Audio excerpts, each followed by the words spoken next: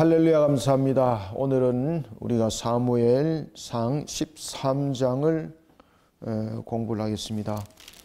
우리가 이제 사무엘서를 이제 보면서 이 사람은 우리가 이제 그 아담을 하나님께서 창조하실 때도 마찬가지입니다만은 우리는 피조물이라는 이 내용 속에 항상 여러분들이 반드시 기억해야 될 것이 하나가 있는데, 우리가 피조물이 착각을 잘합니다. 그죠? 어떻게 착각을 하는가 하면은 자신이 전부 다인 것으로 착각할 수 있고, 그 다음에 눈에 보이는 것을 통해서만이 이루는 것을 자꾸 쫓아가는 그런 한계점을 가지고 있어요. 그런데 하나님께서는 우리의 피조물의 완전하지 못함을 통해서 하나님께서 축복하신 것이 있어요. 생육번성 충만이죠. 그것은 우리의 피조의 한계 속에서 나타나는 것이 아니거든요. 결국 그러면은 생육번성 충만함이라는 것은 하나님의 주관하심 속에서 피조가 그 복을 누린다는 사실이에요. 그런데 이런 부분들을 우리가 신앙관으로 바라보지 못하게 되면은 보이지 않습니다. 그리고 눈에 보이는 육신의 선택 속에서 한계를 쫓아갈 수밖에 없고, 그 속에서 방법을 찾게 됩니다. 오늘 본문이 그 내용을 설명하고 있습니다. 처음에 여러분들이 사울 왕으로 세워질 때는 그가 무엇으로 하나님께서 세움을 받았습니까? 능력으로 세움을 받았나요? 아니면은 키재기 해가지고 멀리 창 던지기 또는 뭐 힘센 거 팔씨름 해가지고 능력으로 했나요? 아니면은 키를 잣대가고 재가지고 했나요? 안 그러면 인물 순으로 했나요? 얼굴 잘생기는 순으로 했습니까? 안 그러면 집에서 돈 많은 순서로 누가 돈 많이 가져왔는가 그거 갖고 했습니까? 아니죠. 하나님께서 사울을 선택할 때는 세상의 가치관으로 선택하지 않습니다. 세상의 가치관으로 선택하지 않고 무엇으로 선택합니까? 하나님을 향한 신앙으로 선택을 합니다. 이것이 사울을 하나님께서 사울을 선택한 조건이 되는 겁니다. 이 신앙이라는 것은 하나님을 바라보는 관점이 생기는 거죠. 그죠? 이 신앙은 하나님을 바라보는 겁니다. 하나님을 바라보는 관점 속에서 이 신앙들이 만들어지는데, 이 신앙이 있는 것은 결국은 하나님의 무한하심, 살아계신 하나님, 이런 부분들을 영으로 바라보면서 가는 겁니다. 그런데 세상의 가치관으로 바뀌어지게 되면은 하나님을 향한 신앙관이 닫혀지게 돼요. 아시겠습니까? 이거는 반드시 그것이 성립이 됩니다. 우리가 세상의 가치관 속에 자신을 두면서 하나님을 바라볼 수 있다? 만만의 콩떡입니다. 절대 성립이 안 됩니다. 세상의 가치관으로 뭔가를 바라보게 되면 절대 하나님은 바라봐지지 않습니다. 여러분, 대체로 이제 이단들이 보면은 자기들이 원하는 성경 구절을 가지고 계속해서 모임을 가지고 큐티를 하고 뭐 이렇게 하지 않습니까? 그죠? 그럼 그 딱 틈새 속에서 그 관점을 바라보는 것이지, 그들에게는 하나님은 안 보입니다, 여러분들요. 절대 하나님 보이지 않습니다. 그래서 자기들끼리 뭐 시편 구절 가지고 뭐 이야기하고 있고, 또는 뭐 복음서 가지고 이야기하고 있고, 이렇게 이야기를 하거든요. 그런데 그 속에 하나님 없습니다. 여러분도 아시겠습니까? 왜? 신앙관이 아니잖아요. 신앙관이 아니잖아요. 신앙관이 아니고 그들의 가치관으로 하나님을 바라보려고 하는 겁니다. 그들의 가치관으로 말하기 때문입니다. 성경은 자신들의 가치관으로 말하지 않습니다. 성경은 항상 열어서 조명하면서 하나님을 늘 향하도록 만들고 하나님의 말씀을 지켜 준행하라고 말을 하고 있습니다. 그렇지만 이제 이단들의 내용들 속에 담겨 있는 것들은 보면은 자기가 원하는 속에서 각도를 맞춰가는 거잖아, 그렇죠? 그러면서 어떤 데 기쁨을 나눌 때는 예를 들면 이제 그 구원파 같은 경우는 기쁨에 관해서 이야기를 한다면은 그 이제 성경 구절에 시편의 성경 구절 기쁨에 관한 부분들부터 이렇게 딱 간추려요. 그다음에 이제 복음서에 보면 기쁨에 대한 부분들 이렇게 간추려요. 아시겠습니까? 그래서 이렇게 이제 연결시키는 것이죠. 그래서 우리가 이제 기쁨을 가져야 될 이유는 무엇인가 뭐 이러면서 이런 것들을 논하고 규격을 맞춰가고 그런 형태를 만들어가는 것. 그거 전부 다 무슨 가치관입니까? 전부 세상 가치관입니다. 세상 가치관. 그 속에 하나님 없습니다, 여러분들. 모든 부분들의 모습 속에서 우리가 반드시 기억해야 될 것은 오늘 사울을 통해서 우리에게 하나님께서 가르쳐주고 있어요. 사울 보십시오. 하나님께서 그를 처음 세울 때는 분명히 하나님을 바라보는 관점 속에서 하나님을 향한 신앙으로 그를 세웠거든요. 그런데 그가 첫 전투, 우리가 이제 11장을 여러분 한번 보십시오. 11장에 보면은 그가 사울이 누굴 칩니까? 그렇지, 암몬 사람. 암몬 사람을 칠 때에 그가 누구였습니까? 나하스. 대단한 사람이었죠, 그죠? 암몬. 그가 암몬의 나하스를 칠 때에 어떻게 그가 암몬의 나하스를 물리쳤습니까? 자신이 가지고 있는 가치관으로 자신이 작전을 잘 펼쳐서? 아니죠. 하나님을 향한 신앙관으로 그가 세워지니 하나님께서 그에게 지략과 그리고 또한 지략뿐만 아니라 그로 하여금 하나님을 향하여서 나갈 수 있는 부분에 대해서 능력도 함께 주시고 모든 것을 하나님께 겸비해 주시죠. 그죠? 그 속에서 말도 안 되는 전투기 있잖아요. 말도 안 되는 전투기 있잖아요. 그런데 오늘 또 한 사건이 터집니다. 그것은 이제 암몬이 아니고 누굽니까? 누가 영어 했어요? 이 대체로 영어 할 때에 영어 대부분 못하는 사람들이 보면은 이 두 자를 세 자를 두 자로 막 줄이고 막 이러는 사람들이 있습니다. 자, 블레셋. 사울이 블레셋과 이제 전투를 하게 되는데 암몬의 나하스와도 마찬가지입니다만 블레셋 만만치 않습니다. 그 수를 보십시오. 마병과 병거. 여러분들 그 병거라는 것은 어떤 도구를 통해서 이렇게 이제 만드는 그런 그 전쟁 도구거든요. 마병, 말을 타서 이제 싸우는 군사지 않습니까? 우리가 대체로 이제 그 옛날 전투에서 마병은 말을 탔다 그러면은 보통 일당 뭡니까? 맞습니다. 최하 일당 100, 일당 1000입니다. 일당 1000. 그런 마병이 600이 600. 오늘 본문에 보면은 이제 13장에 보면은 마병이 죄송합니다. 600은 6000입니다. 죄송합니다. 병거가 3만이고 여러분들 마병이 6000이에요. 지금 여기서 블레셋에 대해서 세 가지를 구성하는데 병거가 3만, 그 다음에 마병이 6000, 그 다음에 백성의 수가 모래알처럼 많았습니다. 대체로 이제 백성의 수가 모래알처럼 많다라는 것은 이 백성 군사들 말합니다. 군사가 모래알처럼 많다라는 것은 상대적으로 비유하는 측면에서 상대보다도 수많은 그러한 군사를 가지고 있습니다. 이것을 표현할 때 헤아릴 수 없는 모래알로 비유를 합니다. 야, 여러분들 여기서 사울은 이 전투 속에서 암몬도 이길 수 없는 전투를 이겼는데 과연 이 블레셋 전투에서는 어땠을까? 오늘 본문 속에서 이 두 가지를 딱 비교해서 설명합니다. 참 여러분 재밌습니다. 11장과 13장의 전투를 딱 구분해 보십시오. 이게 우리들의 삶의 우리의 영적 전투의 현장이기도 합니다. 우리가 이제 어떤 우리가 환경들을 이겨나가고 뭔가를 헤쳐나갈 때 가장 중요한 것은 하나님의 바른 말씀입니다. 하나님의 바른 말씀과 바른 교리 속에 안 세워지면요 항상 빼앗기로 갑니다. 잘못된 길로 갑니다. 우리는 오늘 본문 속에서 보면은 사울이 블레셋과 전투를 벌이게 되는데 여기서 굉장히 잘못된 한 선택을 하게 되는데 그것은 바로 사무엘을 기다리면서 사무엘을 7일간의 1회가 이제 그 7일이죠, 그죠? 1회 후에 사무엘을 만나기로 했는데 근데 사무엘이 1회를 지나서 왔을까요? 아니면 1회 그 날에 왔을까요?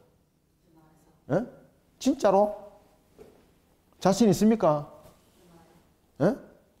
아니, 확실히 이야기해요. 내가 물어보면 또 그 이야기를 또 흐리게 이야기를 하고. 자, 그 1회 동안 기다렸지만은 8절에 보면은 1회 동안을 기다렸으나 사무엘이 길갈에 오지 아니하며 백성이 사울에게 흩어지는지라. 그래서 번제 지냈죠? 번제를 자, 10절 보세요. 그래서 8절과 10절 같이 보셔야 돼요. 8절에서는 보면은 정한 기한대로 1회 동안을 기다렸으나 안 돼서 번제를 드렸죠. 번제가 며칠 동안 드린 것도 아니죠. 당일날 드린 거죠. 마치자 말자라는 것은 1회 동안이라는 1회 그 약속에 왔을까 안 왔을까요? 왔습니다. 사무엘이 원하는 시간에 안 왔다는 거죠. 사울이 원하는 시간에 안 왔다는 거죠.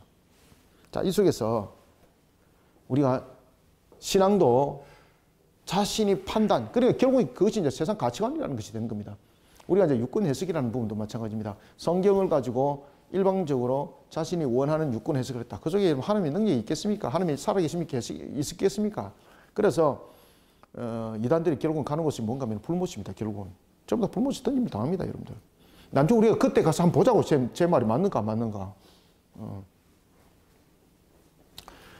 제가 여러분들 그 뭐 사울처럼 제가 이야기하겠습니까? 제가. 그래서 사무엘을 기다리다가 그가 조바심을 느끼는 거예요. 자, 우리는 여러분 세상 가치관이 하나님을 향한 신앙을 닫아버리는 것은 한순간이거든요. 우리의 순간적인 세상적인 판단과 잣대가 하나님을 향한 신앙관을 탁 닫아버리게 만들어요. 이게 그래서 영적으로 예민한 겁니다. 그래서 우리가 영적으로는 세상의 모든 것에 대해서는 무디도 되는데 영적으로는 절대 무디면 안 됩니다. 영적으로 무디면요 큰일 납니다, 여러분들요. 다른 건 다 막 그냥 막 곰띠같이 해도 되는데 영적으로는 곰띠가 되면 안 됩니다. 그래 되면 100% 이 하나님을 향한 신앙과는 다치게 돼 있습니다. 사울 이같이 그가 한순간의 조바심, 한순간의 불안함을 통해서 자신과 함께했던 군사들이 이탈하는 걸 보기 시작했습니다. 왜 백성들이, 왜 군사들이 이탈했겠습니까? 사무엘이 와서 제사를 지내주고 그리고 하나님이 우리를 축복하심을 듣고 이 전투에 예매되는데 사무엘이 안 나타나는 겁니다. 고대 전투는 항상 시작하기 전에 우리가 영화를 봐도 그렇잖아, 그죠? 왜냐하면 고대 속에서는 가장 중요한 것은 신에 대한 중심점이거든요. 모든 전쟁은 그들이 신과의 함께하는 신의 전투라 그들은 봤습니다. 그런 신의 관점이 굉장히 중요하죠. 그런 어떤 미신적 샤머니즘 속에 있는 것이 아니라 하나님을 향한 신앙의 바른 모습이 세워져야 되는 것이거든요. 그때에 사울이 해서는 안 될 일을 합니다. 그것은 뭔가 하면은 자신이 범해서는 안 되는 것, 판단하여서 자신이 하나님의 법도와 규례를 어겨버립니다. 그 일로 인해서 사무엘이 하나님의 음성을 들어줍니다. 왕은 이제 그의 왕위가 영원하지 못할 것입니다. 왕이 하나님의 말씀과 그 법도와 규례대로 지켜나갔다면 왕의 그 왕위가 영원했을 것인데 하나님의 말씀을 지키지 못하면서 그리고 하나님께서 명하지 아니했고 하나님께서 금하신 것을 당신이 행함으로써 왕이신 하나님의 명을 당신은 어겼습니다. 그러니 당신의 왕위는 영원하지 못할 것입니다. 그리고 이 일로 인해서 그 왕위가 짧아질 것입니다. 그리고 또한 이 문제 속에서 나중에 뒤에 이제 가면은 아각에 대한 문제 또 터지죠, 그죠? 그러면 아각의 문제로 인해서 이제 왕권이 이제 거둬짐을 말합니다. 지금은 왕위가 오래 가지 못할 것을 말하는데 나중에는 아각 문제로서는 왕위가 그 사건으로 거둬질 것을 말합니다. 결국에는 신앙의 민감함이 아닌 신앙의 둔감함 속에서 이 문제들이 다 터지는 겁니다. 우리는 신앙에 민감한 자들이 되어야 됩니다.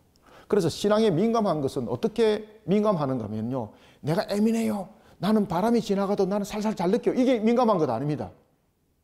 나는 살살 들리는 소리도 잘 들어요. 나는 성격이 굉장히 까다로워가지고 이게 민감한 거 아닙니다. 이건 육감입니다. 육감.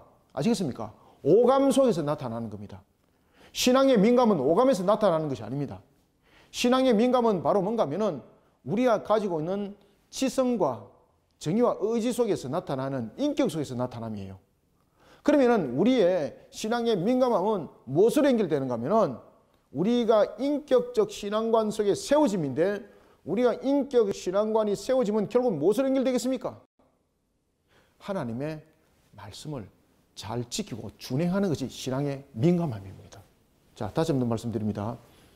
자, 여러분들, 우리가 대체로 이제 사람들이 민감하다고 말할 때 이 민감은 무엇을 가지고 대체로 이야기를 한다고요?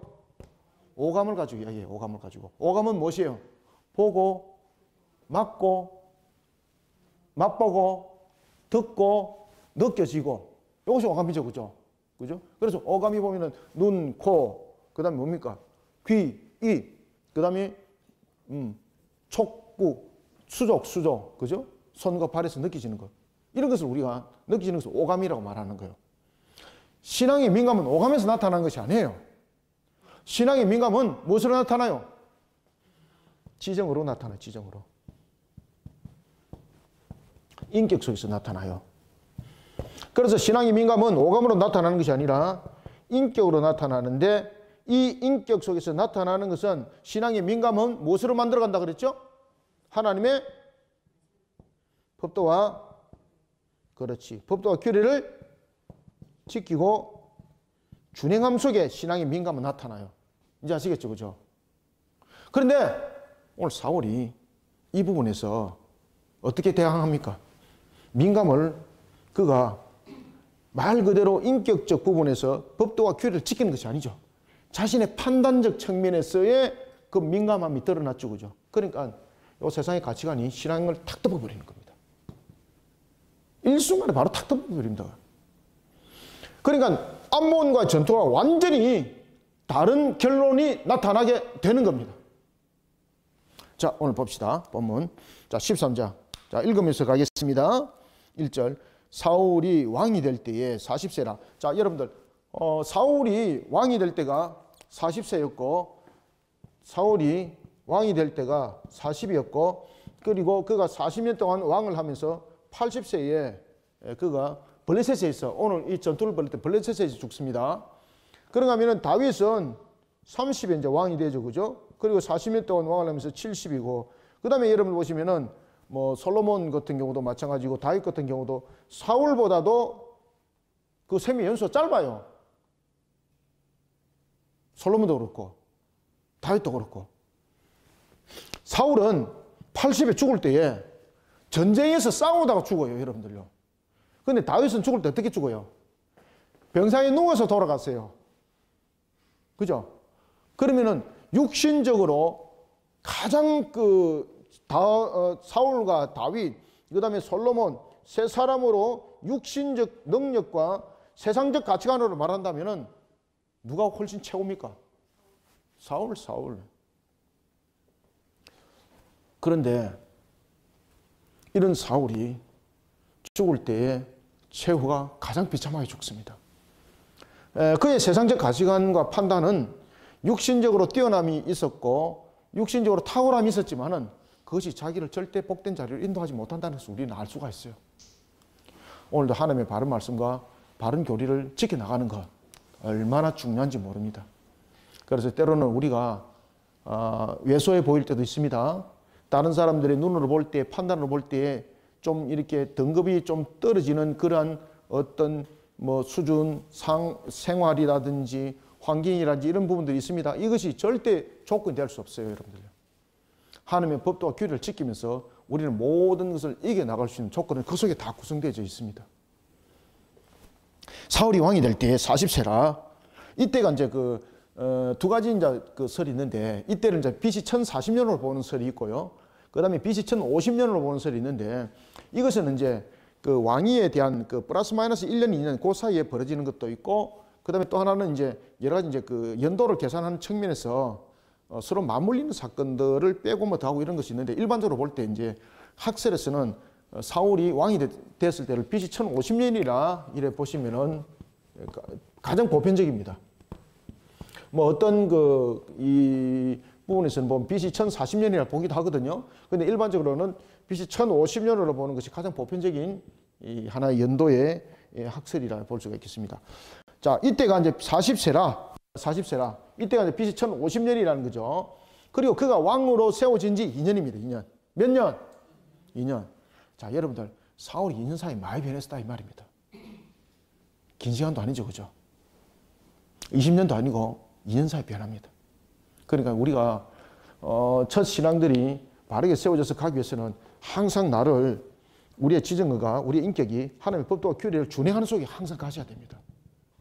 안 그러면 2년, 먼 것도 아닙니다. 처음에 하나님을 향한 신앙가로 그가 세워졌고 이 전투를 그렇게 이겼잖아요. 2년 사이에 완전히 그냥 이런 역사가 반전이 되어버린 겁니다. 2년 사이에. 사울이 왕이 될 때 40세라. 그가 이스라엘을 다스린 지 몇 년? 2년의 별표를 딱 치놓으세요. 이거 이틀이 될 수도 있어요. 2시간이 될 수도 있어요. 여러분 2분이 될 수도 있어요. 이거 우리가 신앙으로 둔감해지면요 순식간에 여러분들요 주일날 설교 예배 속에서 정말 은혜 받습니다. 예배 속에서 문 딱 나가는 순간 헷가닥하고 여러분 2년 후에 요 사울 되는 겁니다. 이거. 그래서 신앙이 항상 둔감하시면 안 됩니다. 신앙은 민감하셔야 돼요. 항상 인격적으로 하나님의 법도와 규례를 지켜 준행하는 신앙. 이외에는 답이 없습니다. 자, 이스라엘 사람 3,000명을 택하여, 여기서 3,000명은 상비군입니다. 그 필요에 따라서 이제 전투에 임하였던 33만 명. 이 앞전에 이제 33만이라는 전투가 병사가 이제 구성되어서 나와서 이제 이래 싸웠지 않습니까? 그것은 상비군이 아니고 일시적 부분에 대해서 모병하여서 싸웠던 병력들이죠. 이제는 사울이 상비군을 두는 겁니다. 상비군은 무엇입니까? 24시간 1년 365일 늘 그 자리에 있는 군인. 그죠? 그래서 이스라엘 사람 3,000명을 택하여 그 중에 2,000명은 자기와 함께 믹마스와 베델산에 있게 하고 1,000명은 요나단. 요나단은 누구예요? 그렇죠. 맞습니다. 아들입니다. 한 사람만 알고 있네. 그죠? 2,000명은 사울과 함께 있고 1,000명은 요나단과 함께 있습니다. 1,000명은 요나단과 함께 베냐민 기바에 있게 하고 남은 백성은 각기 장막으로 보내니라. 자, 남은 백성은 이제 보냈다는 것은 무엇이에요?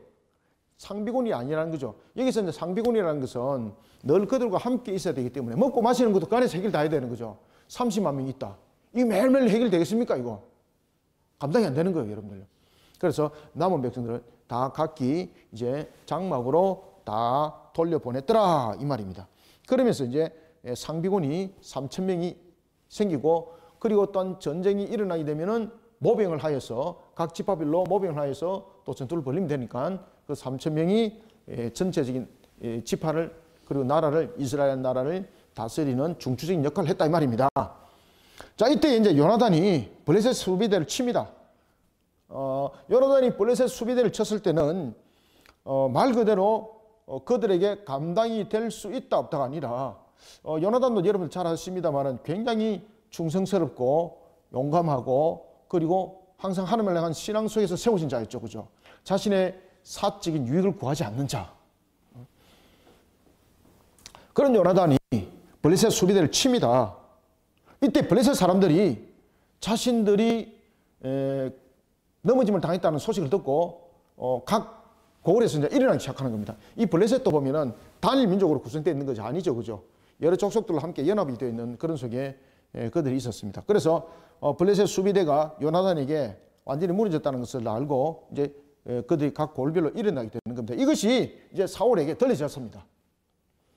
자, 여기서 이제 나팔을 불죠. 나팔을 부는 것은 군사를 이제 모집하는 측면에서 나팔을 부는 겁니다. 우리가 나팔을 부는 것은 보면은 나팔절에서 나팔을 불 때는 성회로 모이는 거죠. 그리고 이제 지금에서 나팔을 부는 것은 전쟁으로서 모집으로서 나팔을 부는 거죠. 그래서 나팔 소리가 다릅니다. 뿌 뭐 이런 것도 있고 그다음에 뿌뿌뿌 뭐 이런 것도 있고 자기들 나름대로 신호가 있죠. 그래서 여기서 나팔 소리라는 것은 군사를 모집하는 나팔 소리입니다.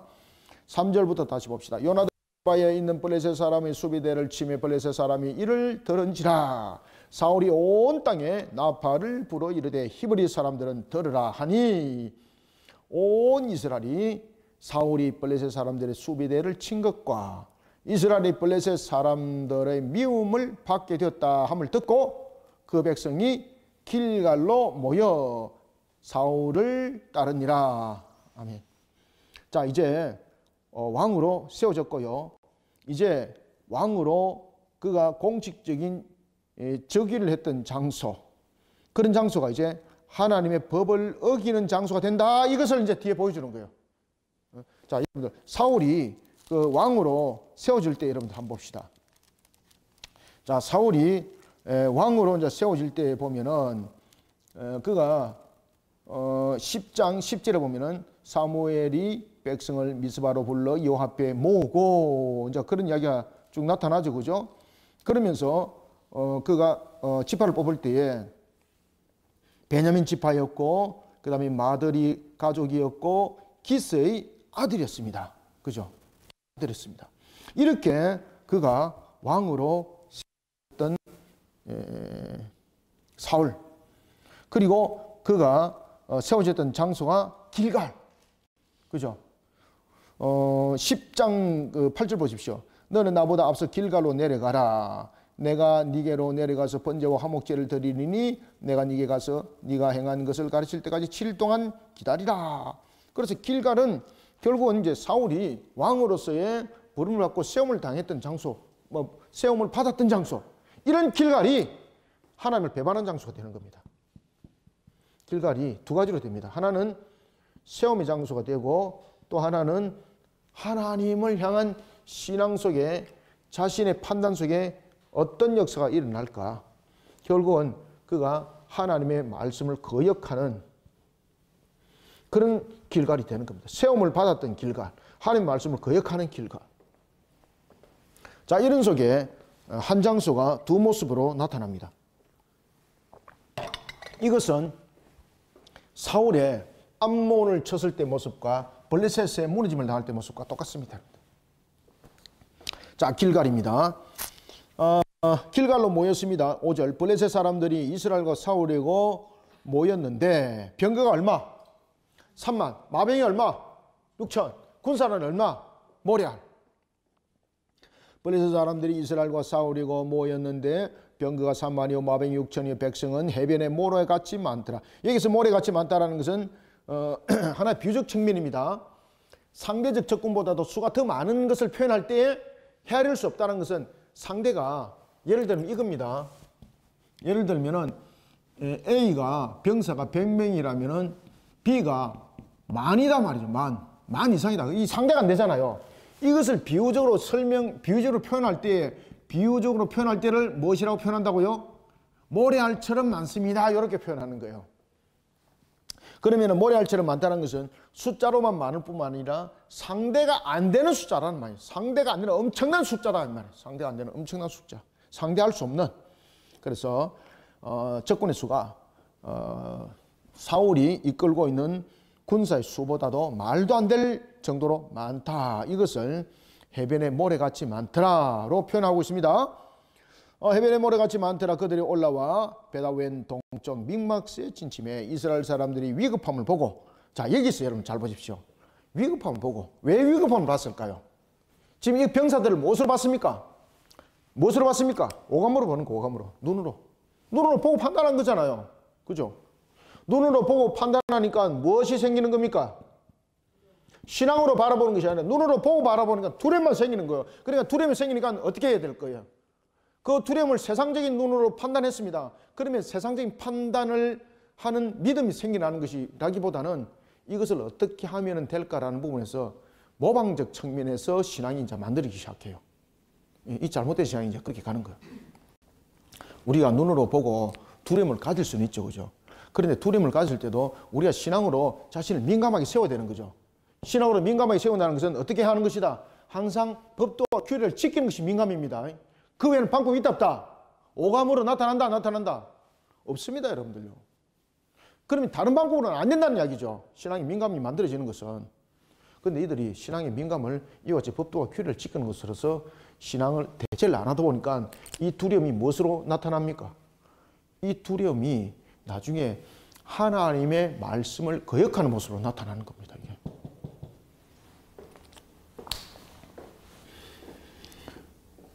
봅시다. 그래서 6절 이스라엘 사람들이 위급함 보고 절박하여 어찌하더라. 이제 방법 찾죠? 굴에 숨는 거. 여러분들 굴에 숨으면 해결됩니까? 굴과 수풀과 바위 틈과 은밀한 곳과 웅덩이에 숨으며, 지금 여기서 숨은 것은 병사들만 숨었나요? 아니면 왕도 함께 숨었나요? 왕도 함께 숨었습니다. 지금 이제 아시겠죠? 그죠? 세상적 가치관이 한순간에 딱 덮여지니까 하나님에 대한 신앙이 딱 이게 덮여져 버리니까 세상적 방법에서 눈에 보이는 대로 판단하고 자신들이 느껴지는 대로 다 판단합니다. 그래서 숨으면 해결될 줄 알았습니다. 그리고 은밀한데 웅덩이에 숨으면 되는 줄 알았습니다. 그런데 거기 숨어도 문제 해결은 되지 않는다는 것을 느끼게 된 거죠. 자, 여기서 유사한 부분들이 야복강 나올 때에서 나타납니다. 창세기. 야곱이 형 에서를 만나러 고향으로 떠났을 때에 문제 해결, 자신이 판단했을 때에 77년 동안 함께 살았던 에서 그 성격 너무나도 잘 알죠. 그죠? 야, 이거 내가 나타나게 되면 나를 살려주지 않을 것인데, 그럴 때 그가 신앙으로서 엎드렸나요? 자신이 그냥 판단하는 속에서 결정을 지었나요? 판단하는 속에서 결정을 지으면서 그가 한때 두 때 나누다가 나중에 한때 두 때 세 때까지 만들잖아요. 그리고 야복강 나루트를 건너게 했지만은 자신은 건넌다 못 건넌다? 못 건너는 거예요. 왜? 그러면서 결국 자신이 붙들은 것이 결국 하나님이잖아요. 그런데 하나님을 붙들 때도 그가 온전한 신앙관 속에서 붙들은 것이 아니라 자신이 원하는 방향 속에서 하나님을 붙들은 거잖아요. 베델에 관한 하나님의 약속을 그는 기억을 해야 되는 거죠. 하나님의 약속만 기억하고 자신이 하나님께 서운한 것은 그 기도 속에서 하나도 안 나타나죠. 그러니까 여러분, 이 신앙관이라는 것은 법도와 규례를 지키는 이 부분에서 우리가 이 모습이 부각되지 않으면은 항상 여러분 엉뚱한 짓 하게 되어 있는 것입니다. 그러면서 결국은 그가 허벅지까지 황골뼈가 침을 당했습니다. 힘줄이 침을 당했습니다. 결국은 오른쪽이 장애를 입었습니다. 그죠? 속된 말로 장애인이 됐잖아요. 장애인. 하나님께서 잊지 말라는 거죠. 하나님을 향한 신앙을 잊지 말라는 거죠. 이미 마하나임, 앞서 지나간 군사까지 보여줬습니다. 하나님의 군대라는 마하나임을 보여줬습니다. 그리고 그 마하나임이 사라진 것이 아니었습니다. 자기보다 앞서갔다 그랬습니다. 그러면 앞서간 것은 야곱이 가는 길을 헤쳐나갈 것이고, 그리고 야곱이 가는 길 속에서 있는 장막들, 그리고 장애물들 전부 다 이 마하나임이 제거하겠다는 뜻이거든요. 그런데 그런 하나님의 그 일하심을 보지 못하고 역시 전전긍긍했던 모습. 오늘도 똑같습니다. 자, 늘 그래서 우리의 신앙들은 인격적으로 우리가 하나님을 향해서 교통함이 이루어져야 되는 것이고, 그 인격적으로 교통하면 법도와 규례를 지켜 준행하는 것입니다. 숨습니다. 다른 방법 안 찾아요. 이스라엘 사람들이 위급함을 보고 절박하여 굴과 수풀과 바위 틈과 은밀한 곳과 웅덩이에 숨으며 어떤 히브리 사람들은 어쩌더라? 탈영합니다. 탈영. 요새 말로 말하면 탈영입니다. 탈영. 탈영해보는 거예요, 이거. 어떤 히브리 사람들은 요단을 건너 갓과 길라 땅으로 가되 사울은 아직 길갈에 있고 그를 따른 모든 백성은 떨더라. 사울은 도망갈 수 없잖아요. 사울도 마음으로 도망가고 싶을까요? 안 가고 싶을까요? 도망가고 싶지. 근데 왕이라서 못 가는 거죠. 남은 백성들이 얼마 있지 않았습니다. 벌벌 떱니다. 그때에 사울은 사무엘이 올 것을 일에 있으면 올 것을 약속했는데 그것을 기다리는 거예요. 그런데 자신이 원하는 시간에 안 오는 거예요, 지금. 야, 이거 늦으면 안 된다. 왜?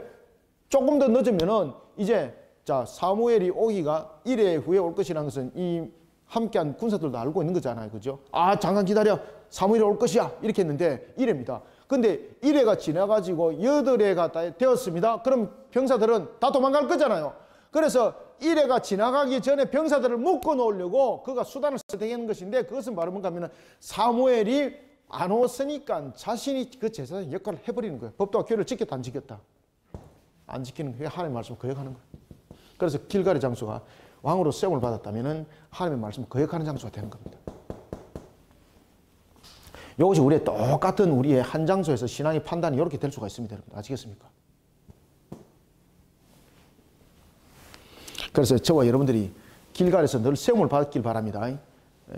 이 거역한 모습들로 나타나면 안 돼요, 여러분들요. 그래서 위기가 부닥칠 때, 그전에는 신앙 이야기하다가 위기가 부닥치니까 편법 쓰고 이렇게 하는 것이 있는데 그것은 절대 안 된다는 거예요. 이런 모습 됩니다. 넘어지는 자 됩니다, 이제는. 자, 8절. 사울은 사무엘이 정한 기간대로 1회 동안을 기다렸으나 사무엘이 길갈로 오지 아니하며 백성이 사울에게서 흩어지는지라. 사울이 왕으로서 이제 이스라엘을 찾으려고, 이스라엘을 이끌어 가려고 이제 구심점을 만들어 가야 되는데 백성들이 자기를 떠나버리는 거죠. 왜? 사무엘이 안 오니까. 지금 1회가 안 지났는데도 불구하고 서서히 떠나기 시작합니다. 1회가 됐는데. 얼마나 사울이 초조 불안하겠습니까? 지금 사울이 도착하는 것은, 여기서 여러분 잘 아셔야 될 것은, 왜 그러면은 사울은 1회의 막바지에 이르러서 도착했을까 하는 것입니다. 지금 이 속에서 주는 의미는 무엇인가 하면은, 이 사울의 행동을 통해서, 시간적 간격을 통해서 뭔가를 그의 상태를 점검하는 것이 아니라, 지금 사울이 하나님을 향하여서 전적으로 그가 신앙이 되어 있는가, 하나님을 향한 신앙으로 지금 만들어져 있는가, 하나님을 향한 신앙으로 하나님을 전적으로 믿어 의심하지 않는 그런 신앙으로 되어 있는가. 속된 말로 말하면은 지금 이 모습은 하나님 앞에 겸손을 취하고 하나님을 믿어 의심치 아니하고, 이 전쟁이 육신적인 전투가 아니라 하나님께서 이 전쟁을 이게 하신 전쟁이면은 사람의 수에 있지 않다는 거예요. 그죠? 그랬을 때에 하나님을 향한 신앙으로서 백성들 하여금 기다리게 만들고, 그리고 또한 인내와 겸손이 함께 만들어져야 되는 거예요. 이 속에서 인내와 겸손이 나타나야 되는 것입니다. 인내와 겸손. 그래서 우리가 하나님을 향한 신앙 속에 우리가 시험을 받을 때에 우리의 인격적 부분들이 법도와 교리를 준행할 때에 굉장히 중요한 것은 인내하고 무엇을 해야 된다? 겸손해야 되고, 그리고 하나님을 끝까지 어떻게 해야 된다? 맞습니다. 요 부분들이 성립돼야 됩니다. 요거. 요 메모 잘 해놓으세요. 이거. 그러지 않으면 탁 무너져 버리는 거예요.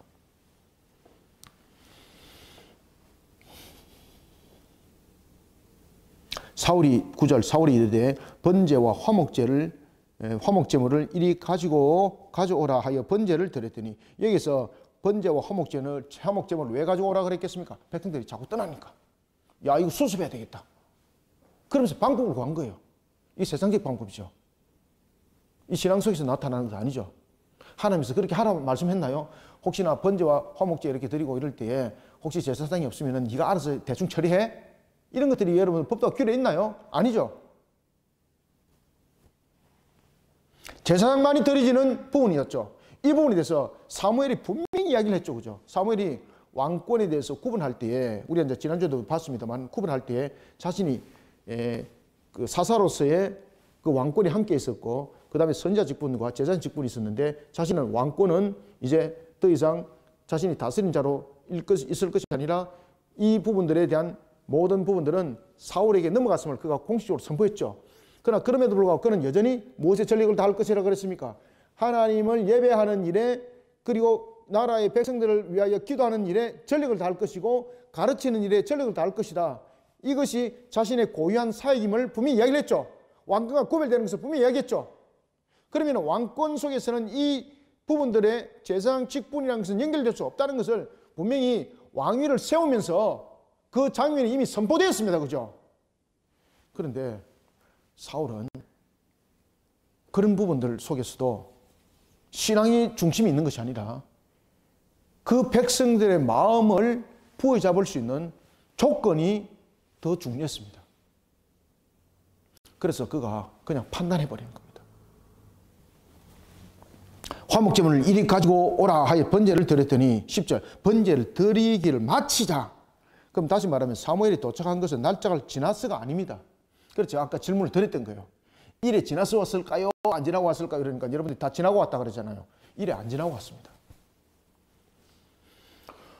번제를 10절 번제를 드리기를 마치자라는 것은 사울이 하나님을 향한 신앙, 다시 말하면은 그의 모습 속에 나타나고 있는 부분들, 요식 행위 속에서 나타나고 있는 그러한 하나의 제사 예식, 하나님을 향한 믿음과 그러한 하나님을 향한 신뢰 속에서 그가 기다리지 못했던 것들, 인내하지 못했던 것들, 겸손하지 못했던 것들, 이런 것들 전부 다 그 속에 지금 지적이 되어지고 있는 것입니다.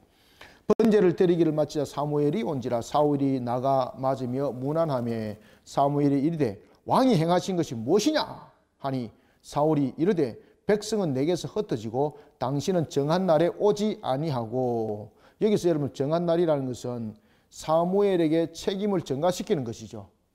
정한 때를 기다리지 못한 자신의 잘못에 대해서는 말 안 하는 거죠.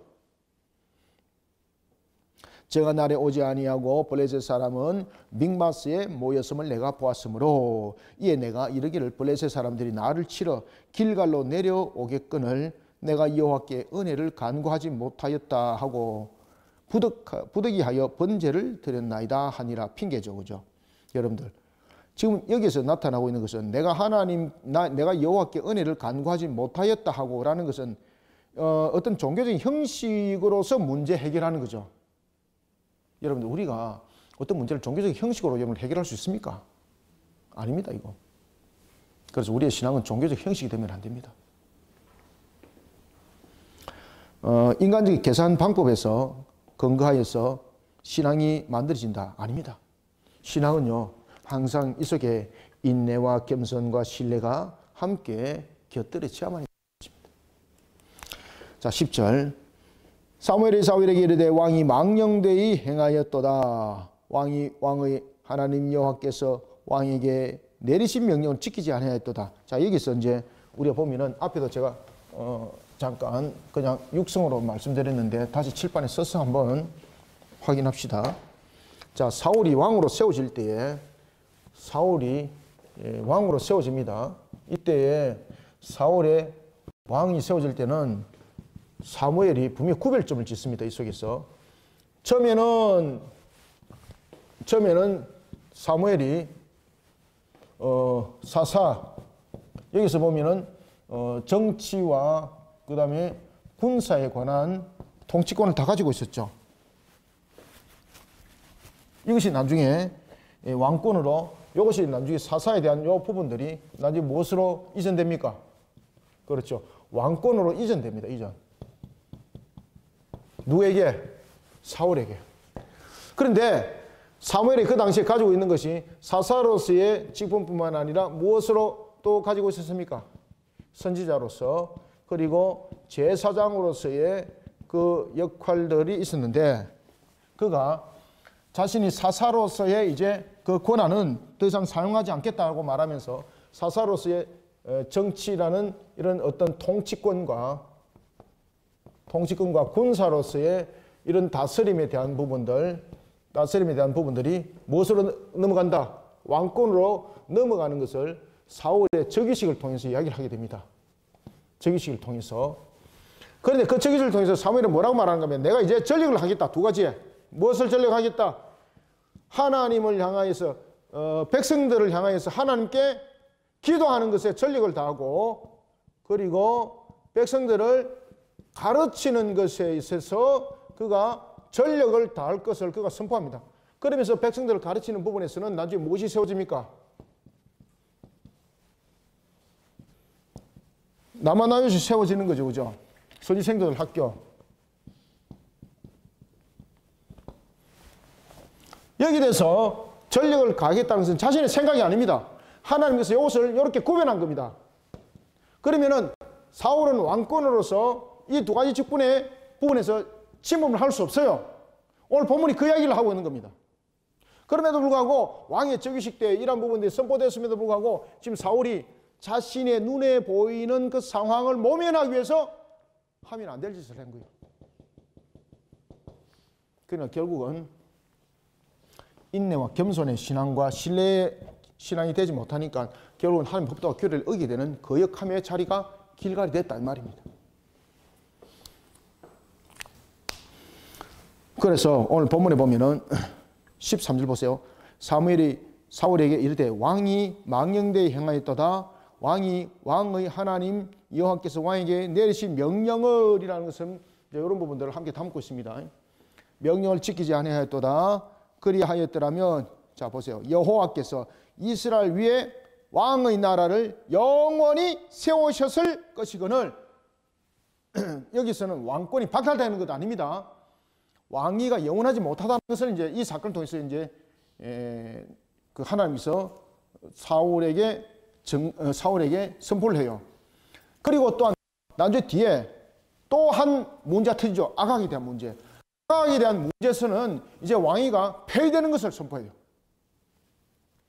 여기서는 이 사건으로 인해서 왕위가 영원히 세워지지 못할 것을 하나님께서 말씀을 하고 있습니다. 14절. 지금은 왕의 나라가 길지 못할 것이다. 길지 못할 것이다. 길지 못할 것이라 여호와께서 왕에게 명령하신 바를 왕이 지키지 아니하였으므로 여호와께서 그의 마음에 맞는 사람을 구하여 이제 왕위가 계속되는 것이 아니라 중간에 교체된다는 겁니다. 교체된다는 겁니다. 그의 마음에 맞는 사람을 구하여 여호와께서 그를 그의 백성의 지도자로 삼으셨느니라 하고 사무엘이 일어나 길갈을 떠나 베냐민 기바로 올라가니라. 사울이 자기와 함께한 백성의 수를 세보니 몇 명? 600명 가량이라. 많이 도망갔죠, 그죠?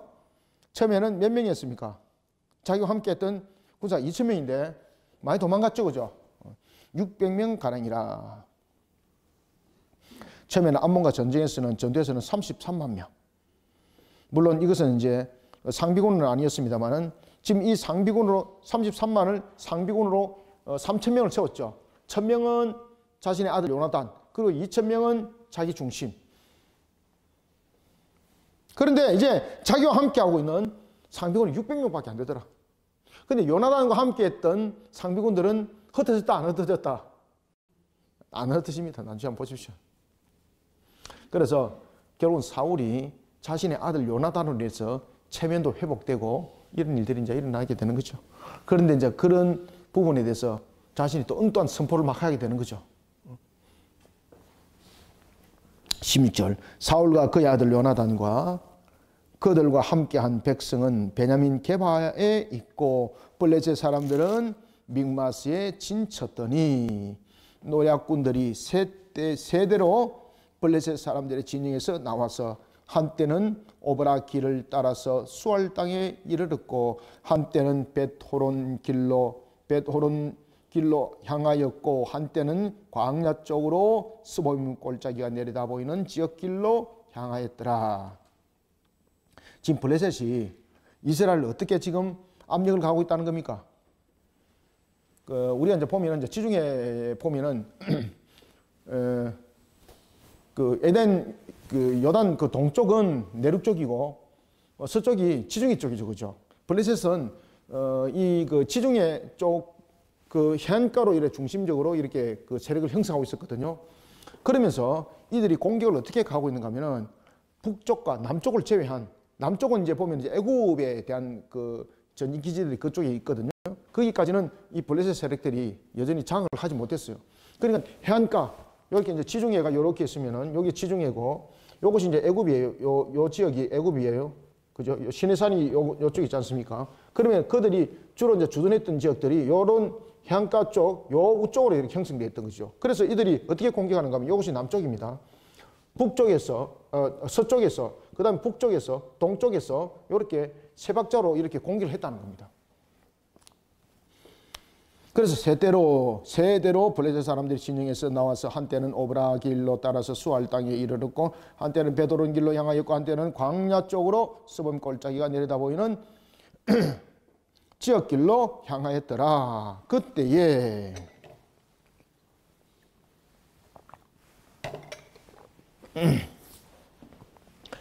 이스라엘 온 땅에 무엇이 없더라? 철공이 없더라. 여러분들 그 당시에 이 그 철을 연마하고 이런 만드는 그런 이런 기술자들 있잖아요. 블레셋 사람한테 다 잡아가는 거예요. 우리나라 여러분 이민한 때에 일본 사람들이 대표적으로 잡아갔던 사람들이 누굽니까? 철공, 도공 이런 사람들 대표적으로 다 잡아갔습니다. 우리나라는 도자기 기술이 굉장히 발달했죠, 그죠? 그 일본은 이제 그런 기술들을 가지고 있지 못하다 보니까 그런 이제 어려움들이 많았죠, 그죠? 그래서 그들이 이런 그 대장장이들, 그 다음에 도자기를 만드는 사람들은 집중적으로 잡아갔어요. 집중적으로. 오늘 본문에도 보면은 이스라엘은 이와 같이 그 철을 가지고 이거 그냥 단순하게 날카롭게 하는 것 아닙니다. 철을 만들려면은 그 여러 가지 이제 그 광물질을 가지고 녹여서 만드는 그런 기술도 재련 기술도 있어야 되는 겁니다, 그죠? 그런 기술이 이스라엘 가운데 없었다는 거죠. 그러면 그런 재련 기술을 누가 가지고 있었습니까? 블레셋에 어디 가한다라? 지중해 여기 이제 가다 보니까 여러 가지 부분에서 그 연안 부분에 살다 보니까 무역도 발달했겠죠. 그러니까 그러한 속에 그들이 그런 기술도 빨리 습득하게 되었고, 그리고 여러 가지 부분에서 재료 부분들도 이렇게 이제 수출을 하면서 또 수입도 하게 되고 이러다 보니까 그런 부분에서 수급도 쉽겠죠, 그죠? 이런 측면에서 그들은 여러 가지 농기구 같은 것들을 만들어서 팔았습니다. 특히 이제 그 농기구 손으로 땅 할 수는 없는 거잖아요. 우리나라의 호미가 여러분 굉장히 이제 유명해져가지고 미국에 수출되는 거 있는 거 아십니까? 거기서는 우리나라에서는 호미 만들 일이 별로 없잖아요. 그런데 호미 만드는 그러한 조그마한 공장들이 굉장히 활발한다 그러더라고요. 왜 그런가 하면 수출한다고. 우리나라 호미를 외국에서 그렇게 좋아한대요. 자기들은 안 만드니까. 그래서 그런 호미를 여전히 만들어서 많이 판다 그러더라고요. 자, 블레셋이 이와 같이 그러한 철공 기술이 굉장히 발달했습니다. 왜냐하면 그들은 재련 기술도 있었지만은 그러한 재료들을 수급하는 데 있어서 해안가를 통해서 뿐만 아니라 여러 가지 부분을 통해서 원활하게 공급을 할 수 있는 그런 위치에 있었습니다. 그때에 이스라엘 온 땅에 철공이 없었으니 이는 블레셋 사람들이 말하기를 히브리인이 칼이나 창을 만들까 두렵다 하였습니다. 그러면은 이 블레셋 사람들이 재련 기술을 가지고 무기를 만들어서 무기를 수출했을까요? 아니면 농기구만 수출했을까요? 무기는 수출 안 했습니다. 그들은 칼과 창은 만들어서 자신의 소유물이 되었고요. 그 다음에 농기구를 팔아서 이스라엘 땅에다 팔아먹었는데 아주 고가에 팔아먹었다는 겁니다. 그럼 자기들은 칼을 팔질 않아서 자신들은 그 어떤 무기를 국방을 더욱더 튼튼하게 할 수 있었고, 그리고 농기구를 팔아서 소득을 취할 수 있었고, 큰 소득을 취할 수 있었고, 그런 일거양득의 일들을 철공을 통해서 했다는 겁니다. 그때 이스라엘이 온 땅에 철공이 없으므로 이는 블레셋 사람들이 말하기를 히브리 사람이 칼이나 창을 만들까 두렵다 했습니다. 이것은 바로 제가 방금 말했던 두 가지입니다. 온 이스라엘 사람들이 각기 보습이나 삽이나 도끼나 괭이를 버리려면은, 야, 이게 참 굉장히 어려운 말을 썼죠. 그죠? 이게 좀 쉬운 말로 썼으면 되는데. 이것이 여기 무슨 말입니까, 이게? 예? 이게 뭔가 하면은 날카롭게 하는 겁니다. 가는 거. 날카롭게 하는 거. 날카롭게.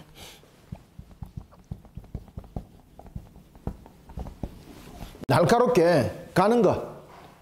여러분들 철을 날카롭게 하려면은 철을 날카롭게 할 수도 있죠. 그죠? 다른 돌에다 갈면 되는데 그런 부분들도 재련 기술도 해서 날카롭게 하는 것과 그냥 땅에 갈아서 날카롭게 하는 건 또 달라요, 여러분들요. 그래서 이런 부분에서 괭이를 버리려면은 날카롭게 하기 위해서는 블레셋 사람들을 꼭 찾아갔었어요. 그러니까 팔아서 이득이고 수리해줘서 이득이고 하여튼 이런 식으로 굉장히 이런 철공을 통해서 많은 유익을 그들은 얻었다는 겁니다. 그럼에도 불구하고 무기는 절대 안 팔았다는 거죠. 그러면서 뭐라고 말하는가 하면은 이스라엘의 군사적 측면에서 아주 열악한 부분들을 설명할 때 백성들은 무엇과 싸웠다? 짝대기가 싸웠다, 짝대기. 그러면 무기는, 철과 같은 무기는 누구 손에만 있었더라? 사울과 요나단에게만 있었더라. 이런 열악한 상태 속에서 전쟁을 벌이면 누가 이깁니까? 블레셋이 당연히 이기죠. 그런데 다음 주 보겠습니다. 놀랄 사실은 사울에게는 2,000명이 있는데 1,400명이 도망갔죠. 600명. 요나단에게는 병사들이 함께 있었습니다. 그 차이가 무엇이겠습니까? 요나단은요, 나중에 잘 보십시오. 어떤 세상적인 방법 속에서 수단을 구하지 않습니다. 하나님께서 명하시면은, 심지어 다윗이 하나님께서 선택한 왕이라는 것을 그는 알고요, 자신의 왕권을, 자신이 이제 왕이 될 왕권을 포기해버립니다. 그러면서 다윗이 왕이 될 것을 하나님께서 그를 세웠음을 알고 당신이 왕이라고 이야기를 하는 겁니다. 그런 요나단. 그런 요나단에게 병사들이 떠나지 않습니다. 그런 요나단이 승리를 거두니까 그 아버지가 기가 살아나가지고 마치 자신이 승리 거둔 것처럼 하면서 저 블레셋을 끝까지 쫓아라. 만약에 중간에 포기하거나 무슨 음식을 먹는 자들은 전부 다 내가 그들을 저주할 것이다. 그때 요나단은 어떻게 합니까? 지치지 않아요. 그러면 백성들에게 그것을 음식물을 취하게 하는 것이죠. 자, 오늘 이 문제는 이제 다음 주 보고요, 마무리하겠습니다. 자, 20절. 온 이스라엘 사람들이 각기 보습이나 삽이나 도끼나 괭이를 버리려면, 라는 것은 날카롭게 하는 겁니다. 버리려면 블레셋 사람들에게로 내려갔었는데 곧 그들이 괭이나 삽이나 쇠 스랑이나 도끼나 쇠 채찍이 무딜 때에 그리하였으므로. 그러니까 군사적으로 경제적으로 아주 블레셋과 싸우면 이긴다, 못 이긴다? 못 이긴다, 못 이긴다. 열세. 22절. 사울은 날에 사울과 요나단과 함께한 백성의 손에는 칼이나 창이 없고 오직 사울과 그의 아들 요나단에게만 있었더라. 블레셋 사람들의 군대가 나와서 믹마스 어기에 이르렀더라. 아멘. 그러면 우리에게 말하는 거예요. 그럼 이 싸움은 누가 이기겠습니까? 당연하게 블레셋이 이기지. 못 이깁니다, 여러분들. 그런데 다음 주 보겠습니다. 블레셋이 풍지박산이 납니다. 누구에서? 요나단의 군사에서. 자, 오늘은 우리가 여기까지 하겠습니다. 그래서 우리가 항상 신앙은 우리의 판단으로 이루어지지 말고 신앙이 판단으로 이루어지게 되면은 우리의 오감이 덮어버려요. 그죠? 이런 민감들이 항상 우리는 하나님의 법도와 규례를 지키는 그러한 인격의 신앙으로 우리의 모습들을 세워나가야 됩니다. 그런 속에 인내하는 신앙, 겸손한 신앙, 하나님을 신뢰하는 신앙으로 우리를 더욱더 견고하게 세워나가시길 바랍니다. 네, 감사합니다. 기도하겠습니다. 하나님 감사합니다. 주께서 오늘도 우리에게 베푸시는 은혜 속에 세워주시고 주 앞에 영광된 걸음을 걷게 하시니 감사합니다. 눈에는 보이지 않지만 살아계신 하나님을 믿음의 눈으로 바라보면서 오늘도 굳건하게 세워진 자로 나가기를 원합니다. 우리의 눈에 보이는 것으로 판단하는 자 되지 말게 하여 주시고 상황 속에서 전전긍긍하여서 하나님의 말씀을 떠나버리는 그 상황 속에 세상적 관점 속에 판단하여서 자신의 기준 속에 설정하여 하나님을 떠나버리는 자 되지 않게 하여 주옵소서. 오늘도 우리는 항상 인격적으로 지정을 통해서 주를 향해서 나갈 때도 하나님의 법도와 규례를 지켜 준행하며 이란 속에 우리에게는 또한 인내하고 그리고 또한 다시 한 번 더 하나님 앞에 겸손히 선 그런가 하면 하나님을 믿어 의심치 않는 신뢰하는 신앙으로 우리의 근본들을 세워나가 주님의 뜻을 힘있게 펼쳐나가게 하여 주시옵소서. 오늘도 주신 말씀으로 우리 모든 성도들 새롭게 하여 주시고 우리 모든 성도들을 은혜롭게 하여 주시고 우리 모든 성도들 하나님 안에서 충만하게 하여 나가게 도와주시옵소서. 예수님의 이름으로 기도드립니다. 아멘.